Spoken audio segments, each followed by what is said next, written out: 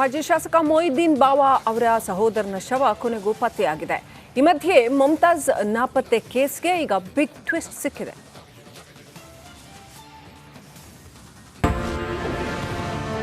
ಬಾವಾ ಸಹೋದರ ಮಮತಾಜ್ ಅಲಿ ಶವ ಪತ್ತೆ, ಮುಗಿಲು ಮುಟ್ಟಿದ ಕುಟುಂಬಸ್ಥರ ಆಕ್ರಂದನ. ಮಾಜಿ ಶಾಸಕ ಮೊಹಿದ್ದೀನ್ ಬಾವಾ ಸಹೋದರ ಮುಮ್ತಾಜ್ ಅಲಿ ಮಿಸ್ಸಿಂಗ್ ಪ್ರಕರಣ ಸಂಬಂಧಪಟ್ಟಂತೆ ಮಮತಾಜ್ ಅಲಿ ಮೃತದೇಹ ಕೊನೆಗೂ ಪತ್ತೆಯಾಗಿದೆ. ಕೂಳೂರು ಸೇತುವೆಯ ಆಳದಲ್ಲಿ ಮಮತಾಜ್ ಮೃತದೇಹ ಪತ್ತೆಯಾಗಿದ್ದು 28 ಗಂಟೆಗಳ ಬಳಿಕ ಮೃತದೇಹ ಪತ್ತೆಯಾಗಿದೆ. ತಣ್ಣೀರುಬಾವಿ ಈಜುಗಾರರ ತಂಡಕ್ಕೆ ಮೃತದೇಹ ಸಿಕ್ಕಿದ್ದು ಮಮತಾಜ್ ಮೃತದೇಹವನ್ನ ಮುಳುಗು ತಜ್ಞರು ಹೊರತೆಗೆದಿದ್ದಾರೆ. ಸದ್ಯ ಮೃತದೇಹ ಕಂಡು ಮಾಜಿ ಶಾಸಕ ಮೊಹಿದ್ದೀನ್ ಬಾವಾ ಹಾಗೂ ಕುಟುಂಬಸ್ಥರ ಆಕ್ರಂದನ ಮುಗಿಲು ಮುಟ್ಟಿದೆ.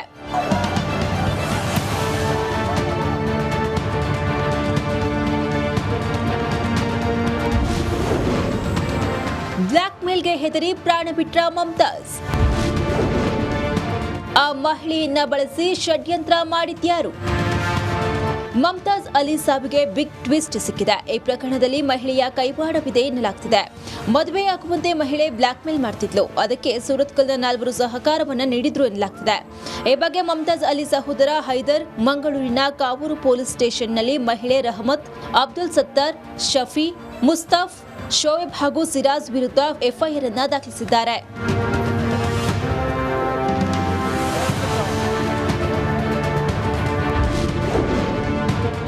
ಎಫ್ಐಆರ್ನಲ್ಲಿ ಏನಿದೆ? ಮಮತಾಜ್ ಅಲಿ ಸಮಾಜದ ಗೌರವಾನ್ವಿತ ವ್ಯಕ್ತಿಯಾಗಿದ್ರು. ರಹಮತ್ ಎಂಬ ಮಹಿಳೆಯನ್ನ ಬಳಸಿಕೊಂಡು ಷಡ್ಯಂತ್ರವನ್ನು ರೂಪಿಸಿದ್ದಾರೆ. ಮಮತಾಜ್ ಅಲಿ ಅವರಿಗೆ ಅಕ್ರಮ ಸಂಬಂಧ ಇದೆ ಎಂದು ರಹಮತ್ ಸುಳ್ಳು ಪ್ರಚಾರ ಮಾಡಿ ಬೆದರಿಕೆಯನ್ನ ಹಾಕಿದ್ರು. 2024ರ ಜುಲೈನಿಂದ ಈವರೆಗೆ ಮಮತಾಜ್ ಅಲಿ ಅವರಿಂದ 50 ಲಕ್ಷ ರೂಪಾಯಿ ವಸೂಲಿಯನ್ನ ಮಾಡಿದ್ದಾರೆ. 25 ಲಕ್ಷ ರೂಪಾಯಿ ಹಣವನ್ನ ಮಹಿಳೆ ಚೆಕ್ ಮೂಲಕ ಪಡೆದಿದ್ದಾಳೆ. ಸತ್ತರೆಂಬತ ಮಮತಾಜ್ ಅಲಿಯ ರಾಜಕೀಯ ವಿರೋಧಿಯಾಗಿದ್ದಾನೆ. ಅಕ್ರಮ ಸಂಬಂಧ ಇದೆ ಎಂದು ಇವರು ನಿರಂತರ ಬ್ಲಾಕ್ ಮೇಲ್ ಮಾಡಿದ್ರು. ಜೀವ ಬೆದರಿಕೆ ಜೊತೆಗೆ ಮಮತಾಜ್ ಅಲಿ ಕುಟುಂಬಕ್ಕೂ ಬೆದರಿಸಿದ್ರು. ಹೀಗಾಗಿಯೇ ಸಹೋದರ ಮಮತಾಜ್ ಅಲಿ ಮೆಸೇಜ್ ಹಾಕಿ ಆತ್ಮಹತ್ಯೆಯನ್ನ ಮಾಡಿಕೊಂಡಿದ್ದಾರೆ. ಇವತ್ತು ಪೊಲೀಸರು ನಿಷ್ಪಕ್ಷಪಾತ ಒಂದು ತನಿಖೆಯನ್ನು ಮಾಡಿ ಯಾರು ಎಸ್ಕೇಪ್ ಆಗಿದ್ದಾರೆ ಇದನ್ನು ಮಾಡಲಿಕ್ಕೆ ಯಾವ ರೀತಿಯಲ್ಲಿ ಅವರು ಕಾರಣಕರ್ತರಾಗಿದ್ದಾರೆ ಅವರನ್ನು ಮಾಡಿಕೊಂಡು ಅವರಿಗೆ ಗರಿಷ್ಠ ಶಿಕ್ಷೆಯನ್ನು ಕೊಡಿಸುವಂಥ ವ್ಯವಸ್ಥೆಯನ್ನು ಮಾಡಬೇಕು ಅಂತ ಹೇಳಿದ್ರೆ ನನ್ನ ಒಂದು ಮನವಿ ಸರ್. ಅದು ನನಗೆ ಗೊತ್ತಿಲ್ಲ. ನೀವು FIR ಅದರಲ್ಲಿ ಏನೆಲ್ಲ ಉಂಟು ಅಂತೇಳಿ ಅವ್ರು ಸತ್ಯ ನಿಮಗೆ ಬರ್ಬೋದು. ಅದು ಯಾವ ರೀತಿಯಲ್ಲಿ ಇತ್ತೀಚಿನ ದಿನಗಳಲ್ಲಿ ನಡೀತಾ ಇದೆ ಅವರನ್ನೊಂದು ಮಾಡಿಸ್ಕೊಂಡು ಪಾಪ ಮರ್ಯಾದೆಗಾಗಿ ಅವರು ಯಾವ ರೀತಿಯಲ್ಲೂ ಮಾಡಲಿಕ್ಕೊಂಡು ನ್ಯಾಯವೊಂದು ಸಿಗುವ ಅಂತೇಳ ನೆಲೆ ಮಾಡಿದರು. ಬಟ್ ಆ ಅನ್ಯಾಯ ಮಾಡಿದಂತಹ ಶಕ್ತಿಗಳಿಗೆ ತಕ್ಕ ಶಿಕ್ಷೆ ಆಗಬೇಕು ಅಂತ ಸದ್ಯ ಪೊಲೀಸರು ಆರೋಪಿಗಳನ್ನ ವಶಕ್ಕೆ ಪಡೆದಿದ್ದಾರೆ. ಇನ್ನುಳಿದವರಿಗಾಗಿ ತಲಾಶ್ ಮುಂದುವರೆದಿದ್ದು ತನಿಖೆಯ ಬಳಿಕ ಸತ್ಯಾಂಶ ಹೊರಬರಲಿದೆ. ಕ್ಯಾಮರಾ ಪರ್ಸನ್ ದಿವಾಕರ್ ಪದ್ಮುಂಜ ಜೊತೆ ದಿನೇಶ್ ಕಾಶಿಪಟ್ಲ, ರಿಪಬ್ಲಿಕ್ ಕನ್ನಡ, ಮಂಗಳೂರು. ಸತೀಶ್ ಜಾರಕಿಹೊಳಿಯನ್ನ ಬಿಜೆಪಿ ರಾಜ್ಯಾಧ್ಯಕ್ಷ BY ವಿಜೇಂದ್ರ ಭೇಟಿಯಾಗಿದ್ದಾರೆ. ಬೆಂಗಳೂರಿನ ಶಿವಾನಂದ ಸರ್ಕಲ್ ಬಳಿಯ ಸರ್ಕಾರಿ ನಿವಾಸಕ್ಕೆ ವಿಜೇಂದ್ರ ಭೇಟಿ ಕೊಟ್ಟಿದ್ದು ರಾಜ್ಯ ರಾಜಕಾರಣದಲ್ಲಿ ಇಬ್ಬರ ಭೇಟಿ ವಿಚಾರ ಸಾಕಷ್ಟು ಕುತೂಹಲಕ್ಕೆ ಕಾರಣ ಆಗಿದೆ.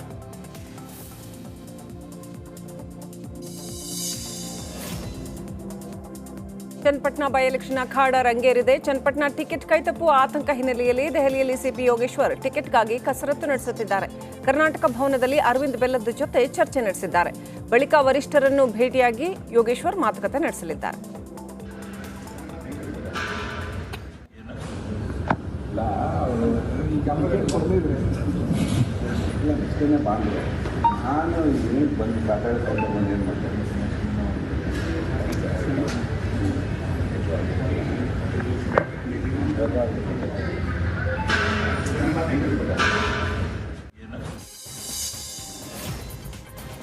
ಸಿಎಂ ಸಿದ್ದರಾಮಯ್ಯ ಅವರಿಗೆ ಮೂಡಾ ಸೈಟ್ ಸಂಕಟ ಎದುರಾಗಿದೆ. ಇತ್ತ ಗೃಹ ಸಚಿವ ಡಾಕ್ಟರ್ ಜಿ ಪರಮೇಶ್ವರ್ ದೇವಿಯ ಮೊರೆ ಹೋಗಿದ್ದಾರೆ. ಸಿಎಂ ಕುರ್ಚಿಗೆ ದಸರಾ ನೆಪದಲ್ಲಿ ನಿತ್ಯವೂ ಪರಮೇಶ್ವರ್ ದೇವಿಯ ಪೂಜೆಯನ್ನ ಮಾಡ್ತಾ ಇದ್ದಾರೆ.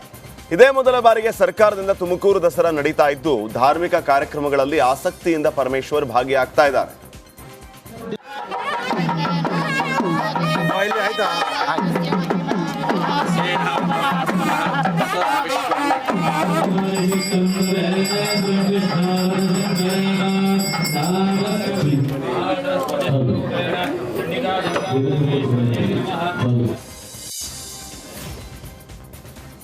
ಬಳ್ಳಾರಿ ಜೈಲಿಗೆ ದರ್ಶನ್ ಪತ್ನಿ ವಿಜಯಲಕ್ಷ್ಮಿ ಆಗಮಿಸಿದ್ದಾರೆ. ದರ್ಶನ್ ಭೇಟಿಯಾಗಿ ಪತ್ನಿ ವಿಜಯಲಕ್ಷ್ಮಿ ದರ್ಶನ್ ಅವರ ಆರೋಗ್ಯ ವಿಚಾರಿಸಿದ್ದಾರೆ. ವಿಜಯಲಕ್ಷ್ಮಿ ಆಪ್ತರಾದ ಅನುಷಾ ಶೆಟ್ಟಿ, ಗ್ರೇಸ್ ಮರ್ಸಿ, ಸುಶಾಂತ್ ನಾಯ್ಡು, ರೋಹಿತ್ ಸೇರಿದಂತೆ ಇನ್ನೊಬ್ಬ ವ್ಯಕ್ತಿ ಕೂಡ ಆಗಮಿಸಿದ್ದಾರೆ. ಒಟ್ಟು 6 ಜನ ಇವತ್ತು ದರ್ಶನ್ ಭೇಟಿಯಾಗಿದ್ದಾರೆ. ರೇಣುಕಸ್ವಾಮಿ ಕೊಲೆ ಕೇಸಲ್ಲಿ ದರ್ಶನ್ ಆ್ಯಂಡ್ ಗ್ಯಾಂಗ್ ಜೈಲ್ ಸೇರಿಯಾಗಿದೆ. ನಾಳೆ ಮತ್ತೆ ದರ್ಶನ್ ಜಾಮೀನು ಅರ್ಜಿ ವಿಚಾರಣೆ ನಡೆಯಲಿಕ್ಕಿದೆ. ಜಾಮೀನಿಗಾಗಿ ದಾಸನ ಪರವಾಗಿ ಸಿವಿ ನಾಗೇಶ್ ಬೇಲ್ಗಾಗಿ ಪ್ರಬಲ ವಾದವನ್ನ ಮಂಡಿಸಿದ್ದಾರೆ. ಆದರೆ ಇದಕ್ಕೆ ಬ್ರೇಕ್ ಹಾಕೋದಕ್ಕೆ ಎಸ್ಪಿಪಿ ಸಜ್ಜಾಗಿದ್ದಾರೆ.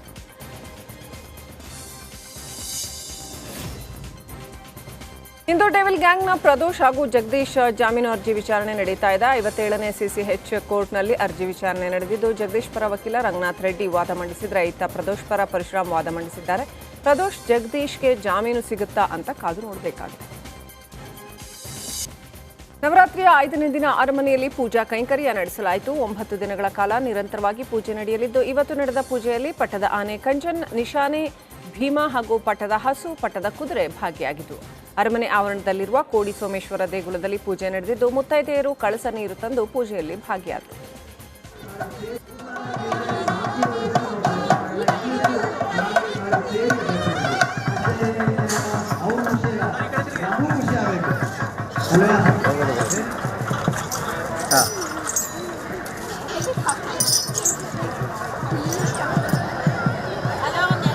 ಇನ್ನಷ್ಟು ಮೇಲಕ್ಕೆ ಚಾಚಿ, ಇನ್ನಷ್ಟು ಕೂತ್ಕೊಳ್ಳಿ.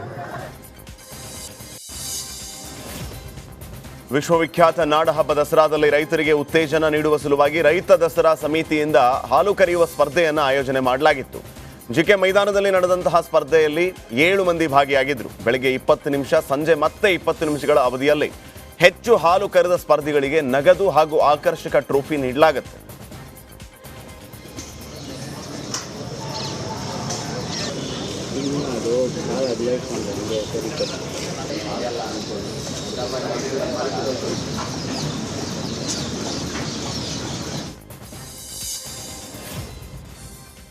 ಅರಮನೆ ಆವರಣದಲ್ಲಿ ನಡೆದ ಯೋಗ ಗುಚ್ಛ ನೃತ್ಯ ಕಾರ್ಯಕ್ರಮ ಗಮನ ಸೆಳೆದಿದೆ. ಮೈಸೂರಿನ ವಿವಿಧ ಯೋಗ ಸಂಸ್ಥೆಗಳ ಯೋಗಪಟುಗಳು ಹಾಗೂ ವಿವಿಧ ಶಾಲೆಯ ವಿದ್ಯಾರ್ಥಿಗಳು ಯೋಗ ನೃತ್ಯ ಪ್ರದರ್ಶನ ಮಾಡಿದರು. ಯೋಗಾಸನದ ವಿವಿಧ ಭಂಗಿಗಳು ನೃತ್ಯ ರೂಪಕದ ಮೂಲಕ ಪ್ರದರ್ಶನ ಮಾಡಿದರು. ಪ್ರಜಾಪ್ರಭುತ್ವದ ಆಶಯಗಳನ್ನು ಯೋಗ ಗುಚ್ಛ ಕಾರ್ಯಕ್ರಮ ಸಾರಿದೆ.